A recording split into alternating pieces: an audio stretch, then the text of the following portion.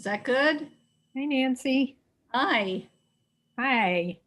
I think we're just getting started, but I'm not sure if we have people on yet. Okay. Um, yeah, she said nobody's on yet, Okay. so they have to find us.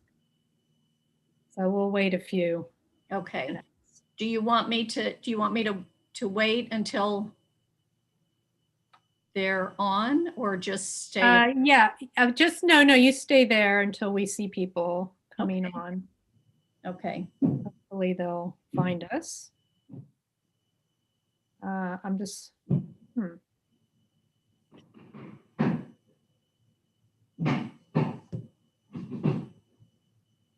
Okay.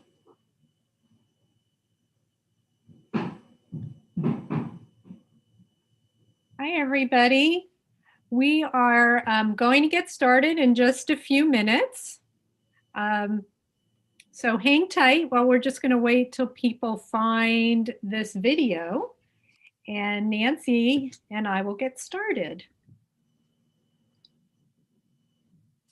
I see. Is that good? Hey, Nancy. Hi. Hi. I think we're just getting. I'm not sure if we have people on yet. Okay. Okay. Are you there? Yeah. Okay. Hold on one second. Let's see. Let's see how many people we have on. We have about 8 people on. And I see, we'll officially start in just a couple minutes. Yeah, I see Robert and Edwin and Early. Hi there. Thanks for joining us today. Nancy and I are going to get started in just a few minutes. Okay. I'm wondering if that speaker is a little louder now. Norman? Yeah. Well, Nancy, I think you and I should get started, and Okay. we will do our best since this is the first time that we've done behind the screens through Zoom. Through Zoom. Yes. Yeah, so welcome. Cool. And hi, everybody out there. I'm Nina Mosier. I'm the co-founder and executive director, Power for Parkinson's. I think most of you know that. And of course, we have Nancy Bain, our lead dance instructor and fitness instructor. And we're really excited to have you, Nancy. After all this time, I think we're going on 8 years. Well, 8 years, yes.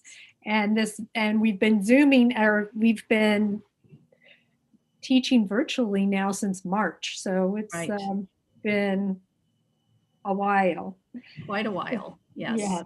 So And I thought it would be fun just to talk about, just the first thing I just want to talk about is how you and I connected. We've been together for a long time. How you connected with Power for Parkinson's. Like maybe you could just tell people what. Okay. So yeah, it's kind of an amazing story because and I've told this story a number of times, but I was, I had been teaching dance since I moved to Austin. I moved here in 2001, and then I started working for the school district, and I worked for the school district as something called a parent support specialist, where I was helping parents and at-risk students and their families for 5.5 years. And then that job was yanked away from about 30 of us in the school district. And I was looking for something else to do. And my mother had seen a program on public television on the news about dance for Parkinson's. And she looked at it and she said, this is perfect for Nancy. So I started looking into it. I went actually to New York because the program the Dance for Parkinson's, which is now an international program, started in Brooklyn, where I used to live. So I was in Brooklyn. I went to meet with the director and asked a lot of questions. And I had been pretty skeptical about the whole thing until I met the director and saw some of what they were doing. And then I was completely blown away. And I thought, I have to bring this to Austin. So I had returned to Austin, and really not even a month later, maybe 3 weeks later, I was in a luncheon with some people I knew, and one of the women said to me, "So what are you doing now?" And I said, "Well, you know, I lost my job with the school district and I'm looking for something else to do, but this is what I want to do." And she said, "Oh, well, my neighbor and friend, Susan Stahl, is interested in starting an exercise program for people with Parkinson's." Her father had Parkinson's. And so she said, "Let me give you Susan's contact information." So I contacted Susan, and Susan said, "Well, I'm having a luncheon I'm meeting for lunch with my friend Nina, and why don't you come and meet us?" So I went to meet Nina and Susan, and that was 2012. That was still 2012. Yes, before yes. anything had been done. And the three of us looked at each other. I don't think we stopped talking for like an hour and a half straight.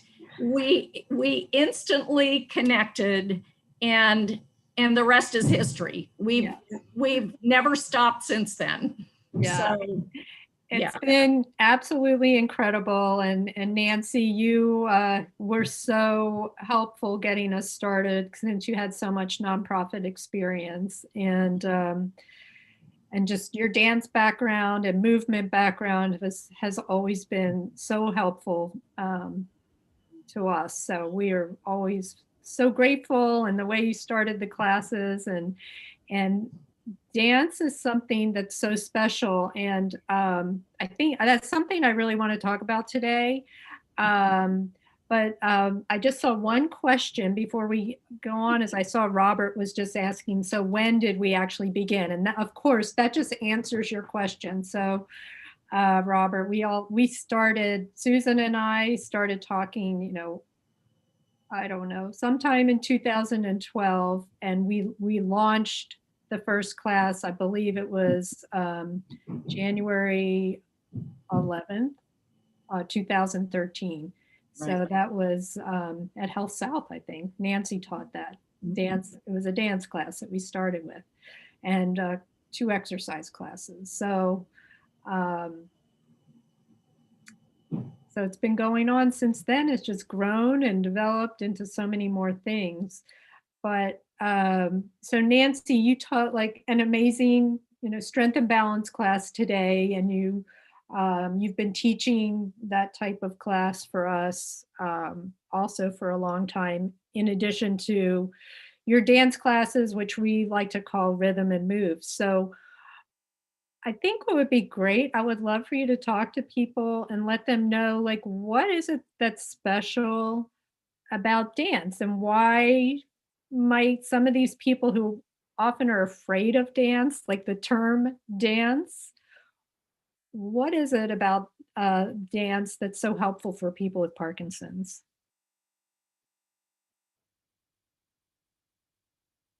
Uh-oh, looks like we just lost Nancy. Hold on a minute, friends. While I'm waiting for her to come back, let's see, we're on Zoom, and we're streaming from Zoom onto YouTube. And I know she has people working at her house today. So let's see if she joins us again. And I'm going to take a look at this chat and see if we have any, let's see. Oh, I see here. Okay, we do have a question coming in from Grace from YouTube. And the question is, do you all have experience with PD patients? And that, well, I would have to say yes, because all of our instructors have been teaching people with Parkinson's now for several years. Some of us have personal experience, like myself, whose father had Parkinson's. I would say the majority of our instructors and staff do not have family members with Parkinson's, but now have been doing this for quite a while and have learned enough about Parkinson's that we are all well versed in the symptoms. I think I got Nancy coming back. And so we're very experienced with Parkinson's disease and what the symptoms are and how to address those. Hi, Nancy. We lost you for a minute. Yeah, my internet dropped out, which okay, is really good. We're glad you're back. We're glad you're back. So we were just about to talk about the dance and how dance is can be so helpful for people with Parkinson's. Do you want to touch on that? And then we have some other questions coming in from you. So what I learned from the beginning when I started doing my training with Dance for Parkinson's, and they had us reading a lot of research, both medical research and some more what we call quantitative research, which is about the social emotional aspects of dance. So there really are two aspects to the benefit of dance for Parkinson's. And the medical part of it has to do with, obviously, that you're exercising. So you're working your muscles, your joints, you're working on balance, you're working on coordination, you're stretching, you're strengthening, you're working on your posture, all of which is inherent in dance, all different forms of dance. But the aspect of that was particularly interesting to me and was really highlighted was that dance involves something called mindful movement, where you are really thinking about the movements that you make, not just that you're doing something 10 times, but how you're doing the movement, how you're doing it, how it feels. Is it soft? Is it strong? Are you making a vibrating movement? Are you making an arc? Is that pathway that your arm is making? Is it smooth? Is it jagged? So it involves all of the qualities of movement. And so we have the basic elements of dance, which are space, time, shape, energy, and energy goes along with force. So all of those elements are explored in the quality of movement. So you really have to think about what is the quality of the movement that you're doing when you stretch your arm out. And then you get into music. So you're often moving on a count or to a beat. And that has a really strong effect on the brain. There's been a lot of research that's been done about music and the brain and what it does to the brain. It wakes up some parts of the brain, including memory. But when you're also counting, that can assist with freezing, with timing, so that instead of having a jerky movement or a limited movement, if you think about reaching your arm forward on 8 counts to grab the handle of the refrigerator door, and then pulling the refrigerator door open on 3 counts and shutting it on 3 counts. If you move as you're making your bed, if you move as you're washing the dishes to a beat, the symptoms temporarily can be lessened, and in some cases disappear.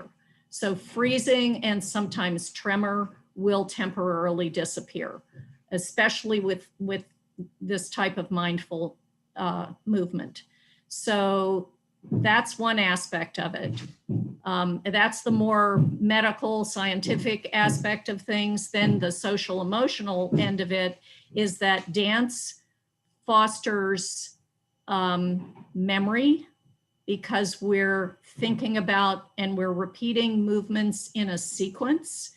We're thinking about memories that attach to music that we love. And it also connects with community. So very often when we were doing this in person, we did circle dances, square type dances, partner dances, choreography that involved lines. So we're in groups and seated groups where they're holding hands and doing things in a group. And you learn how to work with each other, how to connect with your community in terms of everything that you're doing. So you're all moving at the same time a lot of times, and you're all moving to the music, and you have to sense each other. And that's something called proprioception. And that sense of where you are in space and where you are in relationship to another person is something that has a tendency to go away in Parkinson's. And so we push that with dance as well. So that comes for full circle back to the sort of medical scientific end of it. So anyway, I was totally fascinated with all of this and very excited. And that is why I decided that I needed to become involved in this. And it's been just the most exciting thing I think I've ever done in my life in terms of dance. So.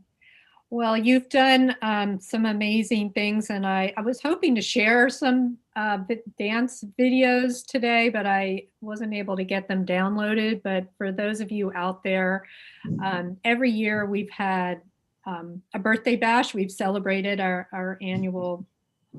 It's been a social gathering, and Nancy has choreographed some just spectacular dances, and they're really unique. And I guess one of the things, Nancy, so what would you say, I think a lot of people that are on today might have just taken your strength and balance class, but not as many people are doing rhythm and moves, which is on Zoom. Right. So would you be able to say, a couple words to encourage people to maybe try it, and also why we're on Zoom as opposed to YouTube for dance? So, well, let me go to the last aspect first. The reason why we are on Zoom instead of YouTube is because for me to use any sort of popular music or even classical music or jazz or anything like that, I cannot do that on YouTube because of copyright issues. Otherwise, that means that Power for Parkinson's would have to pay some hefty fees.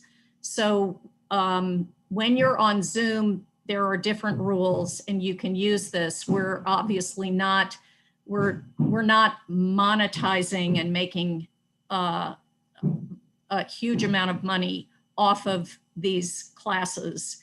So on Zoom, most teachers who are teaching dance right now are teaching on Zoom so that they can use music, and also so that they can present their choreography without it being frankly stolen, which can sometimes happen.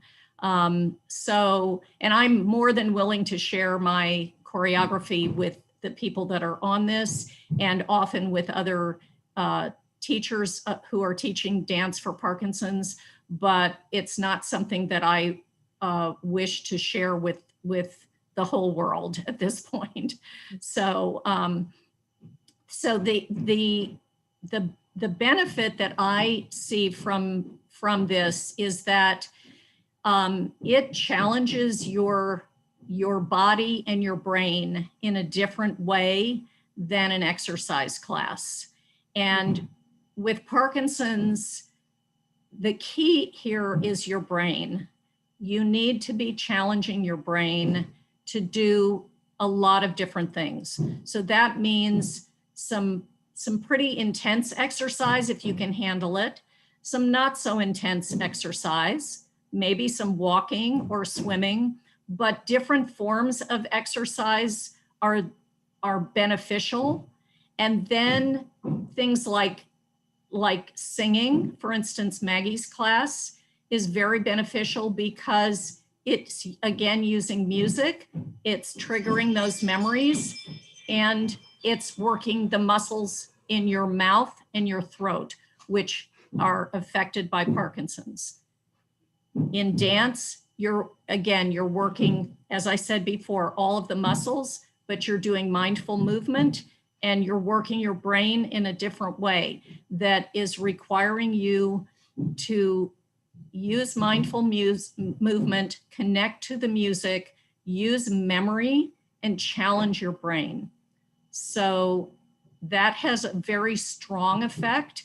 And frankly, I can tell you that the people that have been studying with me and doing this for 4, 5 years, maybe longer, are all still going. Okay. Yeah. So that's a testimony in and of itself. Yeah. And I guess the other thing with Zoom is that it is, it gives you an opportunity to see other people, put some faces to the names that you often see on the chat, and right. And you can make, it's a little different type of connection. So yeah, and we can talk to each other. We do talk to each other, and we talk a little bit before the class and at the end of class, and people are always welcome to unmute themselves and ask questions or right. So for those of you who might not have tried Nancy's rhythm and moves, I would really encourage you. It's a totally different thing. It's not like an exercise class, and you do not need to be a dancer either. Absolutely. Anyone, I can promise you, because I'm not a dancer. And it's hard for everybody, but I forced Nina to do some before. Yes, I've had to do a lot of things that I never thought I would do. Yes. So Nancy, Heidi has a question for you. Okay. Yes. She would like to know if Maestro is something like Alexis, or is it your husband? No, Maestro is actually my husband, who he's a visual artist. If you look, some of the things on the walls behind me were done by him, but he also has experience as a musician. He was a drummer, and he was an arts administrator. So he learned everything from being a stage manager for music and theater productions. And he was my stage manager when I had my own dance company, as well as being president of the board of my dance company. And so he's multi-talented. He does everything. So he sets up the music and checks the volume and checks the camera angle. 2 boys. And yes. Oh, can we say hello? Yes, he's right here. He can come say hi. So Richard, come out of hiding. Richard. Yeah. I said also help provide her with 2 children. Yes, surprise. Yeah. All right, there's Maestro. So this is Maestro. And he's also done many other things for Power for Parkinson's and helped us with events. And we were the sound man a couple of times for the the musical collage. Yes, and also he runs some of the sound backstage at our birthday bashes. So he gets roped in every year. But when I was an art administrator, I didn't have an ego because even though I might hire groups like Roberta Flack and Roy Orbison and Chicago Symphony and pay $20,000, I was also the person who swept the stage floor. So kept you humble. Yes, multi-talented. Yes. Okay, well, let's see. Here, I have some silly questions for you, Nancy. Okay, just these are some rapid fire questions. Okay, tell me, do you like dogs or cats? Actually, both. I have a cat right now, as you all know. I have Bella, and I grew up with both. So I adore cats, but I love dogs. And we just had another discussion about, are we going to get a dog? We're not getting a dog anytime soon, but we have had dogs. So I love both dogs and cats. And all right.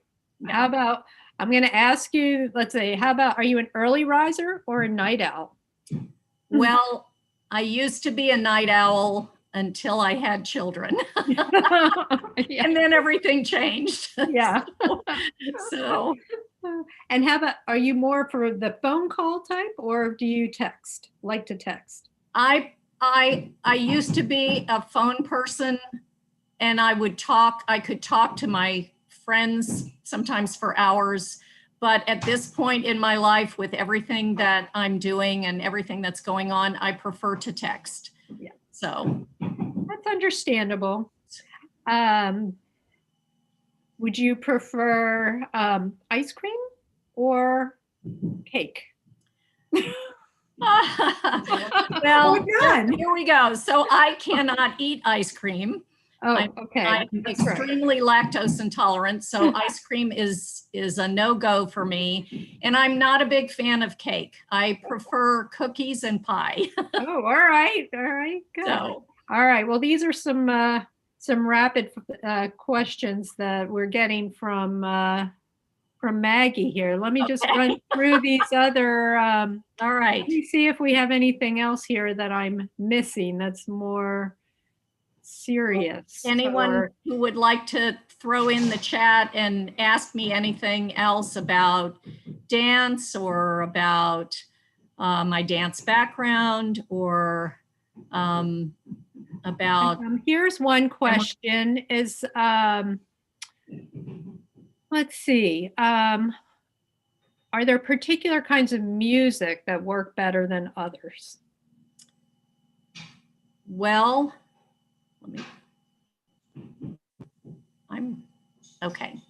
That actually depends on what we're doing. And I like to mix it up in my classes. So I will do exercise, but dance-based exercise for the first part of the class.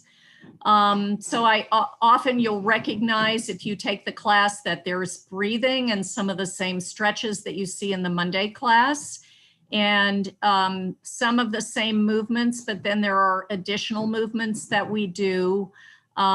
And a lot of that's done to a beat for obvious reasons, but some of it's done to soft music.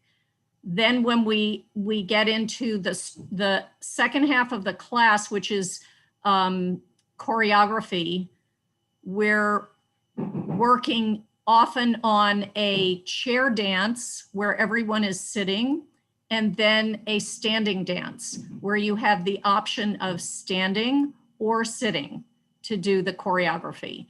And the music for both the chair dance section and the standing/sitting dance section varies widely, from rock and roll to jazz to classical to folk music. And some of it has a strong beat. Some of it, I work off of the lyrics. Some of it, there are no lyrics. And it's might be a famous piece of music, or it's based on a theme. Sometimes I focus on themes, and sometimes I actually do choreography that is based on the style of famous choreographers. Yeah. So I did one piece that was based on a section of a piece that Martha Graham did. And I did another one that was based on a section of a piece that Alvin Ailey did. Those are two very well-known, famous American modern dance choreographers. So, and then, you know, we've done Irish dance, flamenco with castanets. We've done some folk dances. We've done a little bit of some square dancing steps. We've done the Mexican hat dance. We've just done a lot of different things. And we sometimes do, when we're doing in-person classes, often we will do improvisation, movement improvisation, often with a partner or in a group. And then we sometimes take that and create movement phrases. And then sometimes those get folded into a dance that we do. So it's complicated, it's complex and challenging. Well, you always do come up with really great ideas. And I think the thing that's always so exciting for me is that when you break down the dance so much, but when it always comes together, and it's just so beautiful. Every single year, every dance. It's for those of us who are not dancers, it's something that's like magical when it all just comes together. So it's very special. It is magical, and I don't know if any of you who are on want to chime in about how it makes you feel, especially when and performing is never required, but we do have these performances for those who want to perform, and we always have leaders in front, so you're never up there by yourself.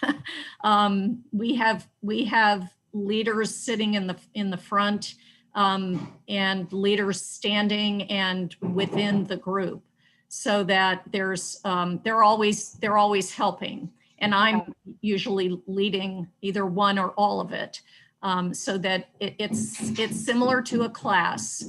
But the response that we've had has been so overwhelmingly positive from those who attend, family, friends, guests.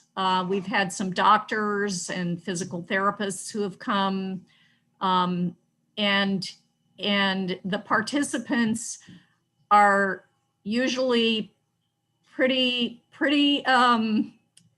excited. I would have to say pretty excited, pretty proud of themselves, as they should be, and of the whole organization. And that stays with them for quite a while. And then I get these questions like, well, when's the next performance and what are the costumes going to be? So Yeah. I get those questions every year. And that's a whole other aspect, is the performance aspect, and which is very fun. And some people are hesitant to do that, but they always have fun once they do it. So and it's just, we're not doing that right now, but we are having a lot of fun. And I'm trying to keep the music as uplifting as I possibly can right now. Yeah, well, that's definitely something we need. So I'm going to just, we're going to wrap up pretty soon. I can't believe that we're gone through this, but let's see. I think I have a question here I'm going to try to answer. Heidi was wondering how our instructors, hold on one second, I'm going to read it. How do our instructors come up with new exercises? And that one, I think I could probably take that. You probably can also, but the main thing is that, well, first of all, I am so grateful to all our instructors, because every single one of them is so creative. Everyone has their own take on their class. And one of the things we really emphasize with Power for Parkinson's is just to focus on, to know the symptoms, know what you're trying to accomplish, and then try to develop your movements and exercises to counteract some of those issues.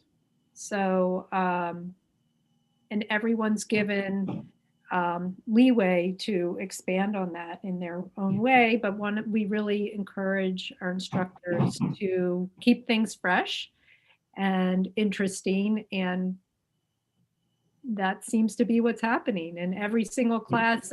We're just so proud of every single instructor, because they've developed their own unique angle, and seem to be there seems to be something for everyone, I think. And I think that's true. And I guess periodically we have in the past shared ideas with each other, and that is helpful. And we sometimes will look around for other sources to see if we can find other things. But for the exercise part of it, we're always thinking about, and this is unique, I think, to Power for Parkinson's in some ways. We're always thinking about the symptoms and how we can address those in a way that is accessible to our participants, and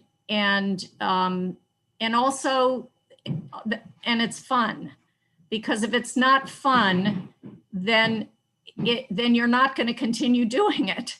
So we're always thinking about that. And even in the choreography that I do, as I said to you before, I challenge my dancers. I call them my dancers. I challenge my dancers in ways where they have to change direction and reverse things, and partner with somebody. All of those are challenges, or stay in unison with a line of 12 or 15 people.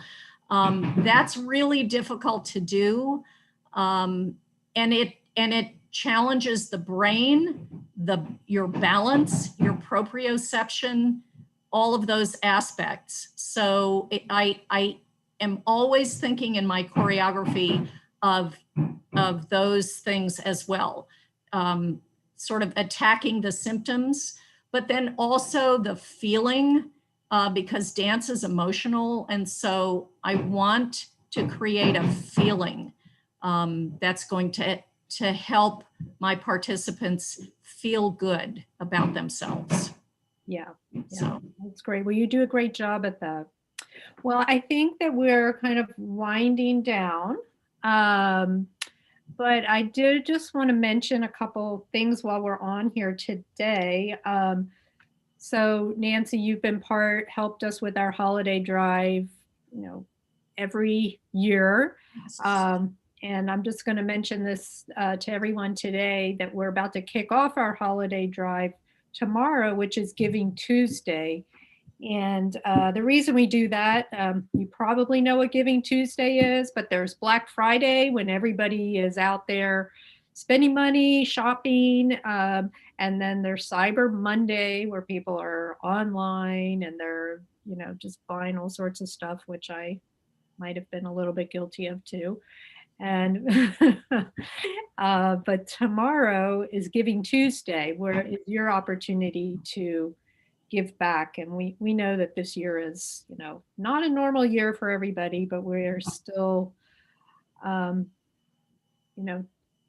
want to try to see, if people can help us in any way that they can. And hopefully a lot of you have received information in the mail that we sent out recently. There's all kinds of ways to do this, but tomorrow we're going to have our first telethon since we've been doing so many virtual things, and we're going to be on there tomorrow. We're going to be, having some different performers. We're going to have some musicians tomorrow.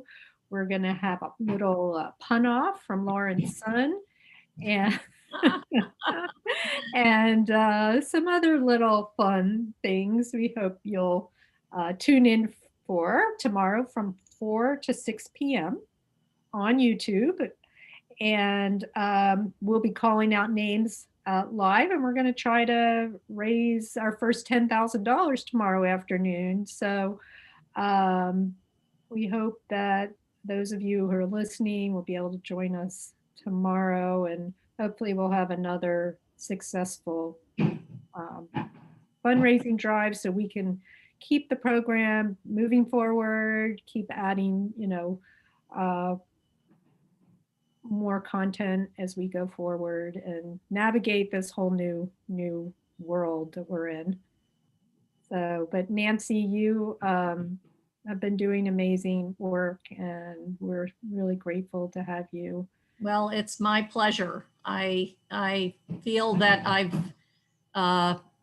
extended my calling in life, which was to dance, to teach, and to help other people. Those are my three big passions, and all of it's happening with this. And I can honestly say to you, those of you who are watching, that this organization and what Nina has done, what Nina and Susan started, what everyone else has been helping with, all of the instructors, Maggie, and everybody else that's helped work on this. This is one of the most special organizations that I've ever worked for. I've worked for a number of, for-profit, non-for-profit, big, small companies. I've run my own dance company, but this is a really special one. We give, as instructors, we give way above and beyond because we want to, because we believe in the organization so much. That's why we go beyond what you would normally do in terms of teaching. So that should speak volumes to you. And our families are also dedicated to this organization. So. Well, it definitely shows, Nancy. You're there every week, and I mean, we wouldn't be here today without your help. So it's thank you. Been fantastic. It's that teamwork. So lots of work going on behind the scenes. But, yes. So thanks everybody who's been on with us today. We really appreciate you, and look forward to talking more. If there's certain things that you're looking for, would like to hear from us, please, let us know. You can let us know in that community tab. You can email us anytime. And we try to, we're here for you. We're here for the Parkinson's community. And we just want to do whatever we can. I see Heidi and Edwin and Robert that have been on with us. And Karen and Barbie, you guys are awesome. And we're just so Grace. I'm just trying to see if I'm missing Edwin. Ludmilla. Great. Great. Gary. David. Chris. I'm hoping I didn't miss anybody. And I know there were some other people on too. So thank you so much, Nancy, for being here today. Absolutely. Again, thanks for all the incredible work you do. And thanks for this community. And we will see some of you tomorrow, I hope, from 4 to 6 p.m. Central Time. We'll be on some more fun. And don't miss it. Don't miss it. All right. Great. Thank you so much, Nina. Thank you, everybody. Bye-bye. Bye. Thank you.